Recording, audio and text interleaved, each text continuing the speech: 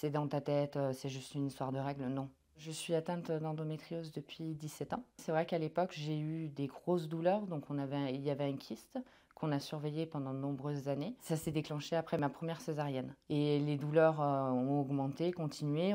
Les médecins de l'époque me disaient que c'était dû au kyste, donc on en est resté là.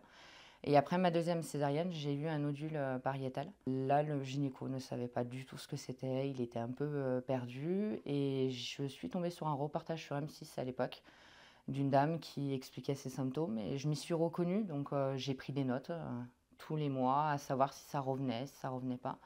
Et j'en ai parlé au gynéco, on a fait l'IRM, et de là, il m'a dit qu'il y avait une endométriose. J'ai fait gynéco en gynéco en gynéco, jusqu'à ce que j'arrive à Montpellier et qu'elle confirme qu'il y avait réellement une endométriose. On m'a diagnostiqué en 2014 et mes premiers symptômes remontent en 2008. J'étais un peu perdue, puis pas écoutée, parce que j'avais mal, et vraiment mal à être pliée en deux, et on ne trouvait pas. C'est des douleurs constantes.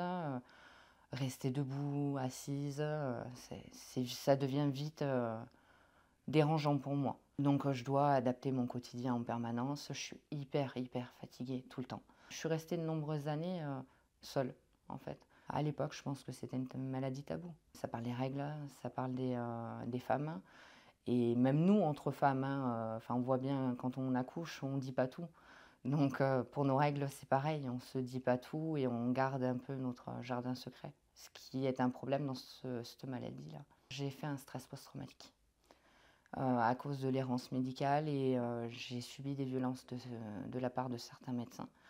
Donc je me suis totalement renfermée sur moi, et pendant 3 ans, j'ai arrêté tous mes soins. Quand je me suis réellement rendu compte que mon stress post-traumatique avait régi l'entièreté de ma vie, je me suis dit que j'étais peut-être pas toute seule dans cette situation-là. Et c'est pour ça que j'ai monté l'association, parce que je veux pas que d'autres femmes se retrouvent dans cette situation. Alors, le but, c'est de sensibiliser le grand public, autant le médical que toute personne qui a envie de savoir, parce que ça touche quand même une femme sur 10. Donc potentiellement, on en a toute une dans notre entourage. Et laisser dans ta tête, c'est juste une histoire de règles, non. Non, c'est pas que ça.